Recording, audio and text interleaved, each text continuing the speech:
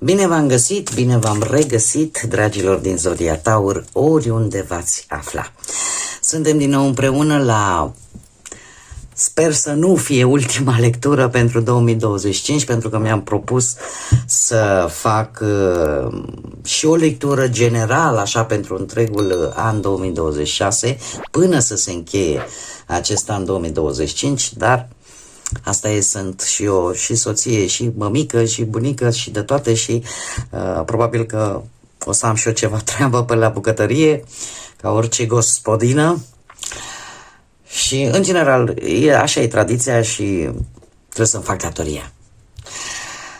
Dar, de moment, fac lectura pentru perioada ce a mai rămas din 2025, de pe 29 decembrie 2025 până pe 4 ianuarie 2026. Așa că, dragilor, toți cei care aveți soarele, luna, Venus, ascendentul în Zodia Taur, această lectură este de asemenea și pentru voi. Cu precizarea, nu uitați, este totuși o lectură general colectivă, așa că vă rog să luați decât ceea ce rezonează cu voi.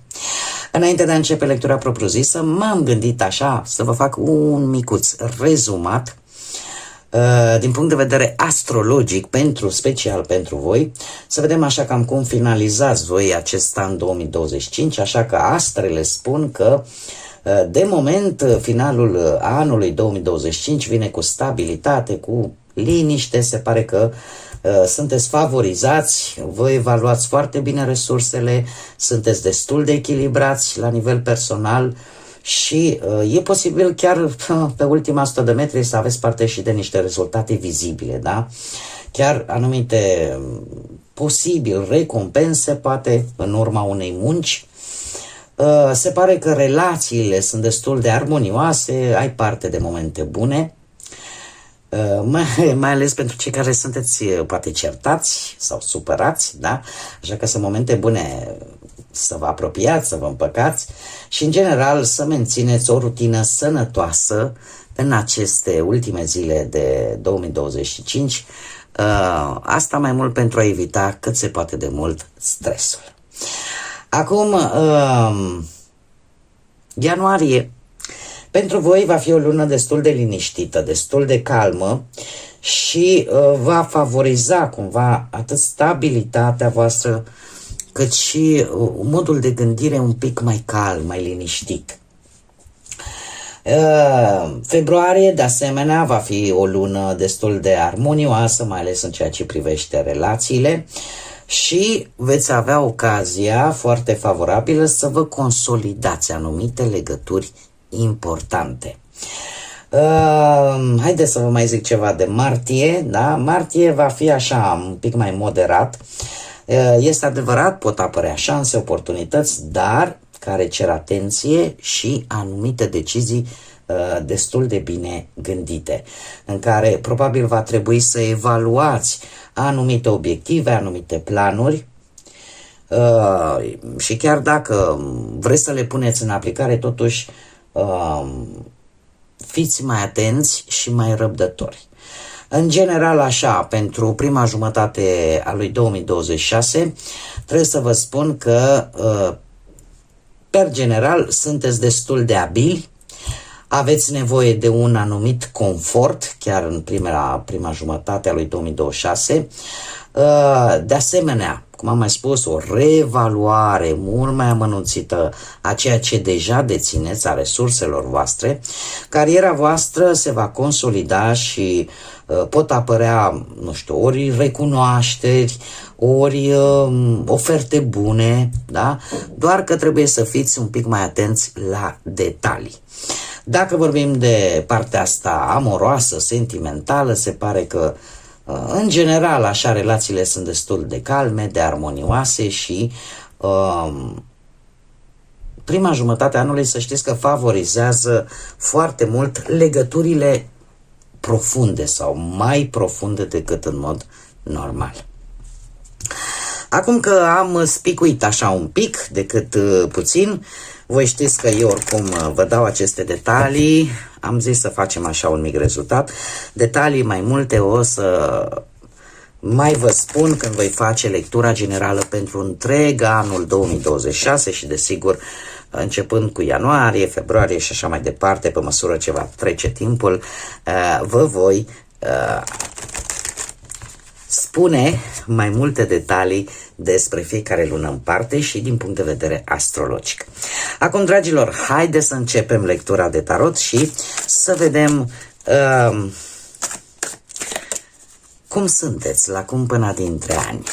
Sau mai bine zis, haideți să vedem ce vine pentru dragii mei din Taur în perioada 29 decembrie 2025 și 4 ianuarie 2026. Să vedem ce trebuie să lăsați în urmă, ce vine în noul an pentru voi.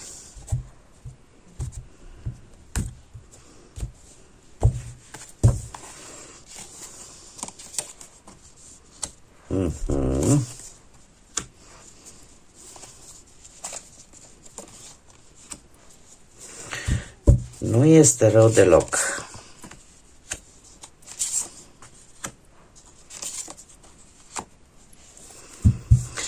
Dragii mei, situația voastră actuală, avem magicianul. Magicianul care îmi arată că sunteți destul de logici în ceea ce privește gândirea voastră. Aveți poate mai multă încredere în propriile voastre abilități și asta vă poate ajuta sau poate chiar vă ajuta să dezvoltați anumite lucruri, să aveți așa o energie bună. Magicianul îmi vorbește și de o mare voință în care cumva vă folosiți de ceea ce voi cunoașteți mai bine, de abilitățile pe care voi le aveți pentru a vă îndeplini un anumit obiectiv. Eu aș spune că acest arcan reprezintă mai mult planul ăsta al muncii și al banilor. Da? Faptul că magicianul este reprezentat de Mercur, asta îmi spune că sunteți mult mai comunicativi sau cel puțin comunicați isteți, comunicați inteligent.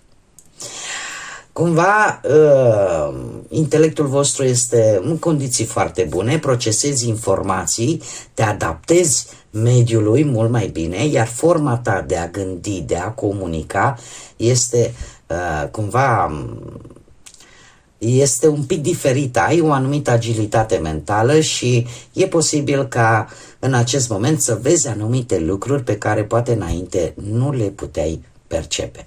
Unii dintre voi sunteți poate mai curioși, alții poate sunteți un pic, aveți o anumită comunicare cu frații, surorile, da?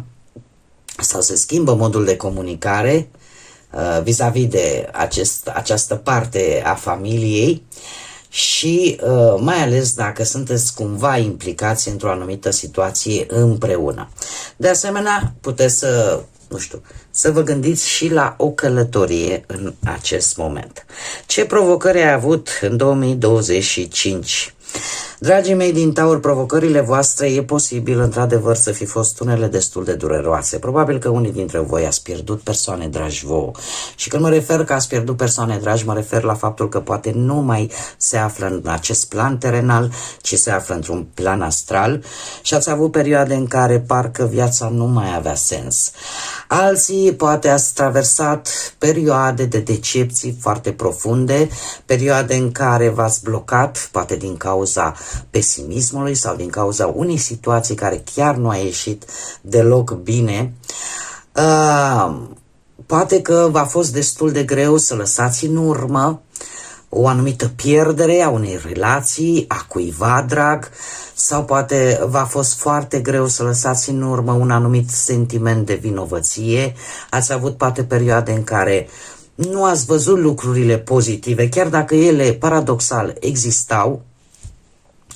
Poate v-a fost greu să vă iertați pe voi, să iertați pe alții.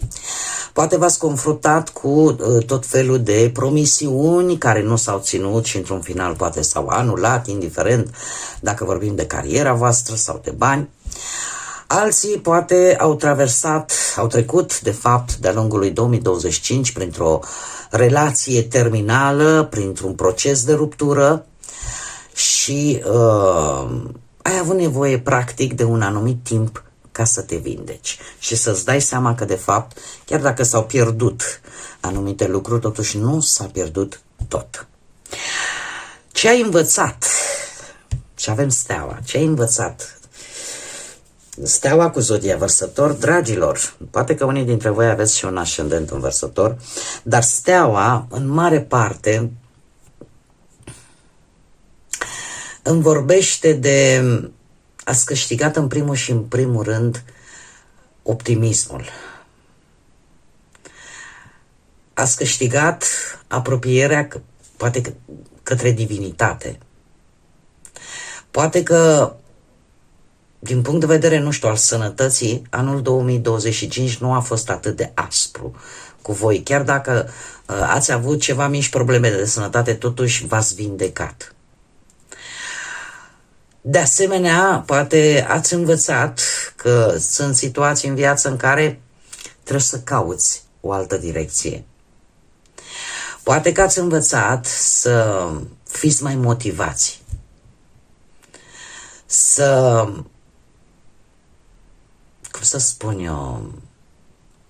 inspirați la rândul vostru pe alții, să fiți poate mai răbdători, să petreceți acel timp prețios lângă cel drag. Cumva, poate ați fost și ați învățat să aveți curaj să vă faceți vise, să vă dați seama că indiferent câte furtuni ar veni sau indiferent ce uragan vine în viața voastră, îmi cer scuze, acesta nu durează la nesfârșit și se termină și trebuie de fiecare dată să vezi luminița aia de la capătul tunelului, să nu renunți.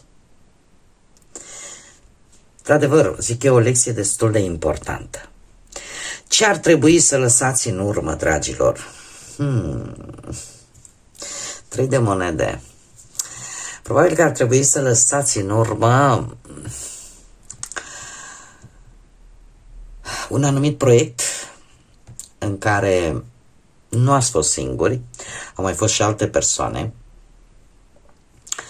Și e posibil ori acest proiect să nu dea rezultatele scontate sau conform așteptărilor voastre, sau pur și simplu, probabil că ar trebui să lăsați în urmă o anumită teamă.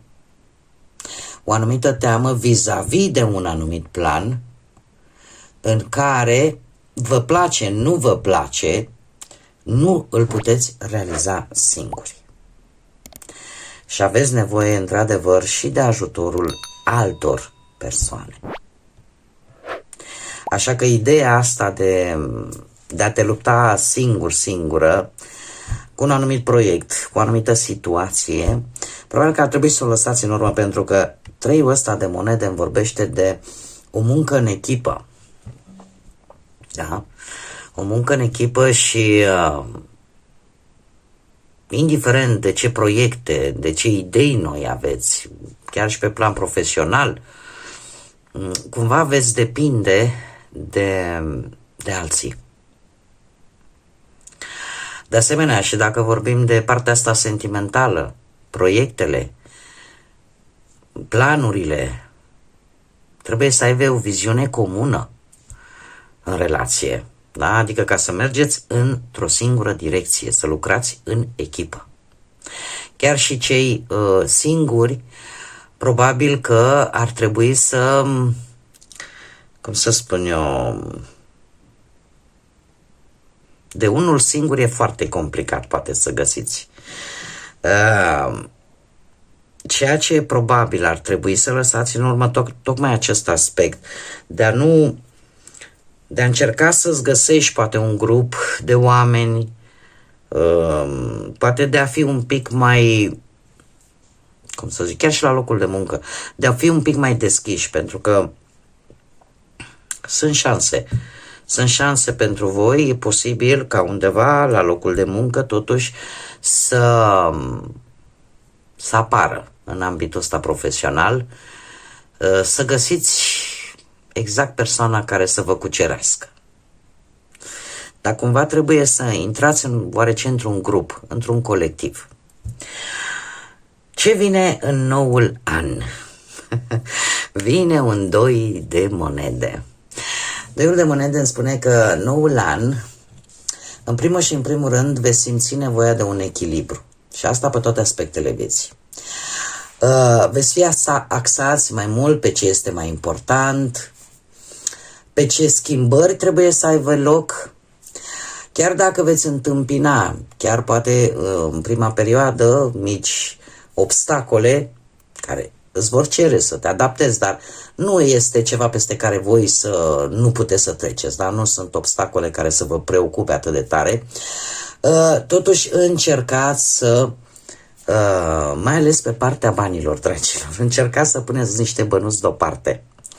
Dar nu neapărat în bancă sau mai știu eu pe unde îi aveți voi. Încercați să-i puneți deoparte altfel.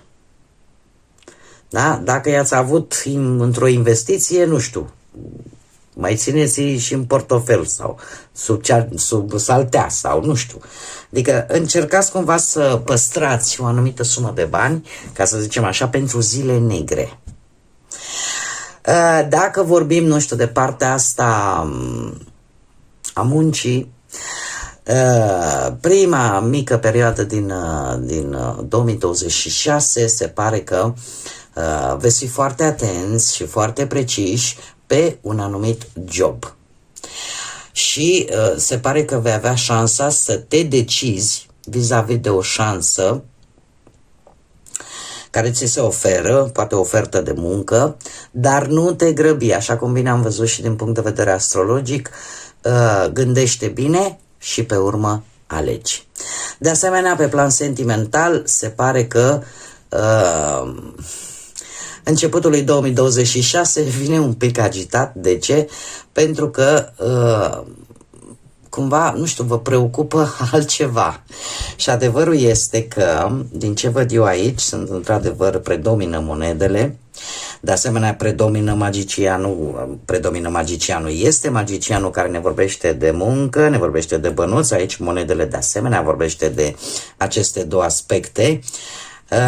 Deci, mai puțin așa cu partea asta sentimentală, care e posibil să vă afecteze un picuț, da, să vă afecteze relația,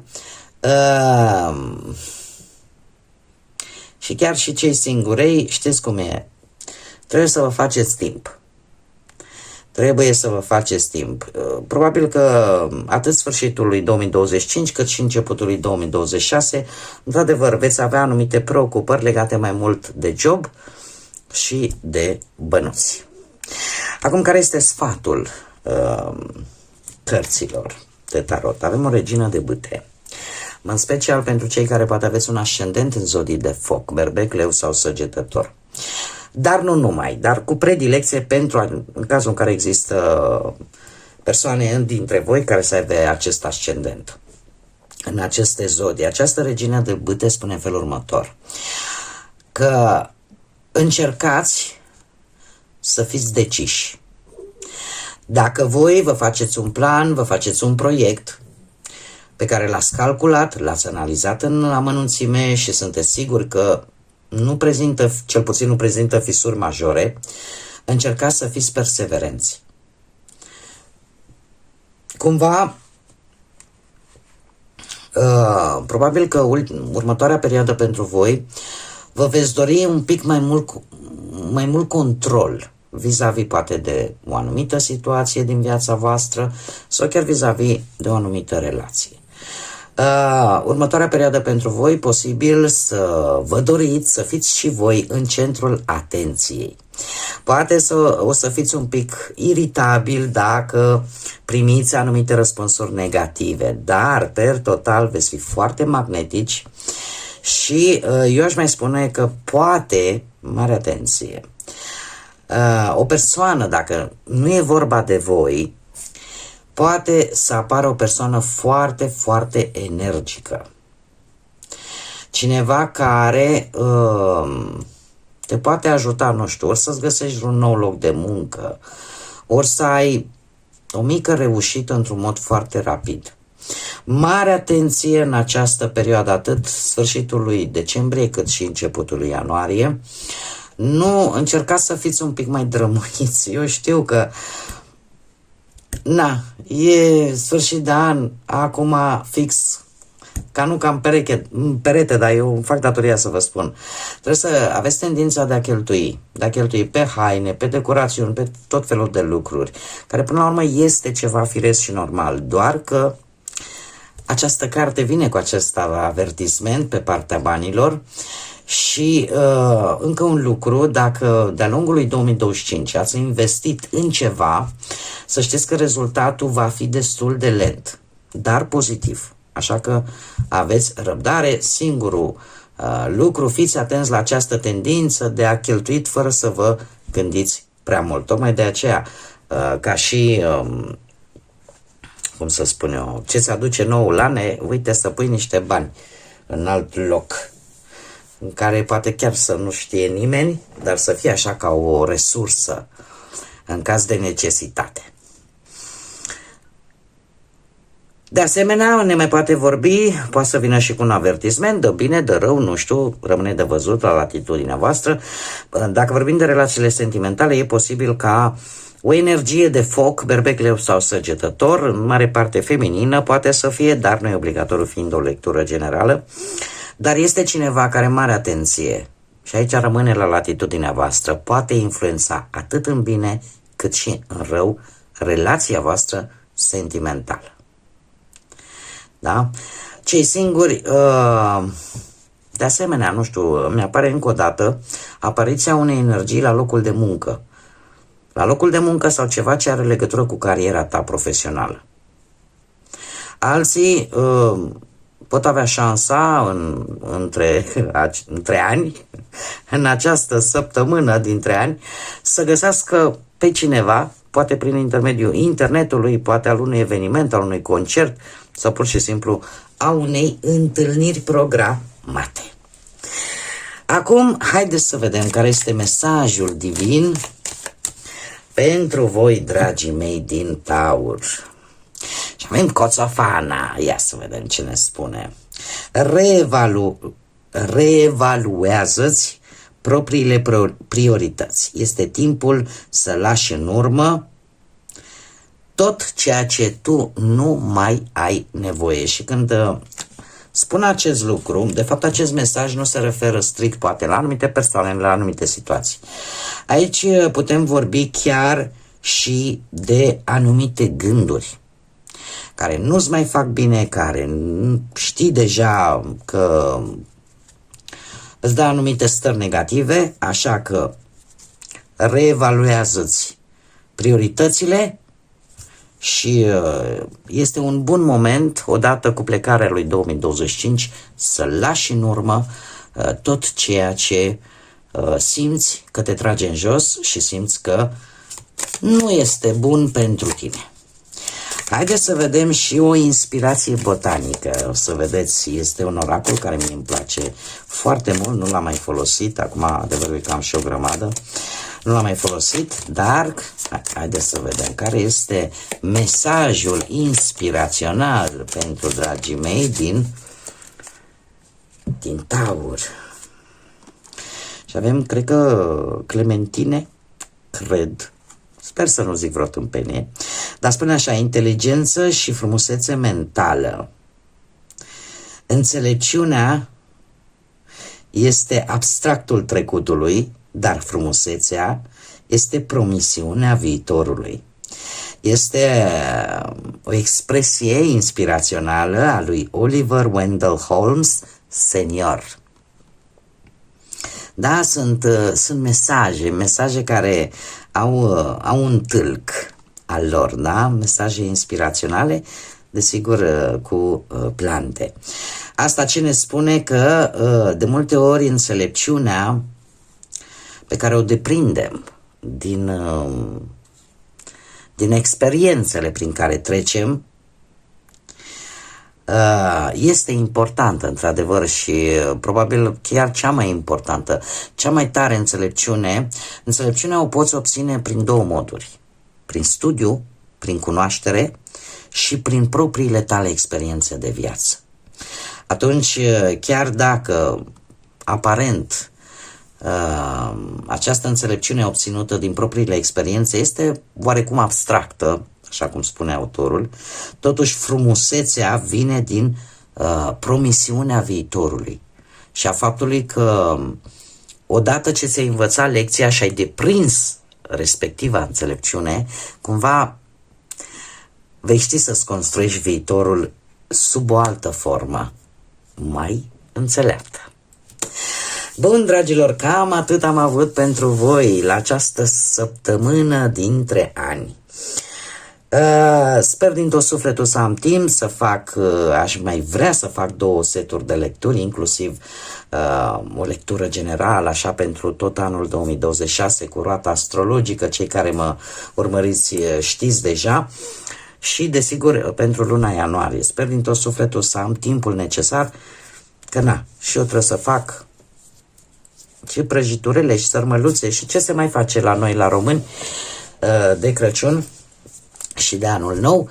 Dar în cazul în care nu voi reuși, cu scuzele de rigoare, eu vă doresc o cumpănă dintre ani liniștită.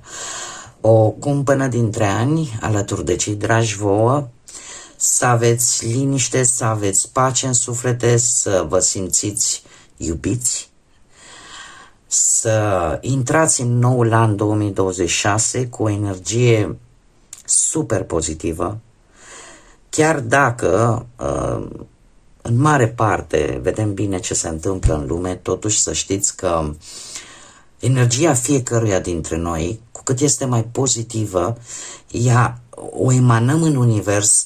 Și să știți că s-a demonstrat, s-au întâmplat minuni atunci când oamenii au gândit în același fel, au fost pozitivi. Și eu asta vă doresc tuturor, să fiți pozitivi, să nu vă pierdeți optimismul. E de multe ori, mie îmi place să spun, nu mor cai când vor câinii. Și indiferent ce va fi să vină, dacă nu ne lăsăm și mergem înainte, cu siguranță vom reuși. Cu siguranță vom reuși. Așa că, dragilor, la mulți ani, un 2026 plin de tot ceea ce voi vă doriți. Să fiți iubiți, să aveți parte de oameni care să vă respecte, care să vă iubească, să aveți parte de liniște, de căldură sufletească, de lumină în suflete, în gânduri.